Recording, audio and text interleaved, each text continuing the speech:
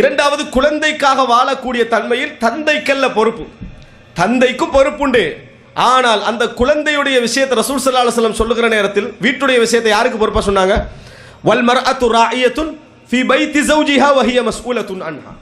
ஒரு பெண் தனது வீட்டிலே பொறுப்பாளி, அவங்க அதை பற்றி என்ன செய்வார்கள்? விசாரிக்கப்படுவார்கள். அப்படி என்ற செய்தி நம்ம என்ன செய்கிறோம், பார்க்கிறோம். எனவே இஸ்லாமிய வரலாற்றில் மட்டுமல்ல, இஸ்லாமிய வரலாற்றுக்கு வெளியே எடுங்க, உலக வரலாறு எடுங்க. இந்த உலக வரலாற்றில் நீங்க எடுத்து பார்த்தாலும் சரி, எந்த அளவுக்கு ஆகிட்டு என்று சொன்னால், எல்லா அறிஞர்களுக்கும் ஒரு பின்னணி, ஒரு பெண் இருப்பாங்கன்னு சொல்ற அளவுக்கு என்ன செஞ்சுட்டு ஆகிட்டு நம்ம பார்க்கிறோம். அந்த அளவுக்கு என்ன, இதை எழுதக்கூடிய அளவுக்கு வரலாறுகள் அப்படியே இருக்குது.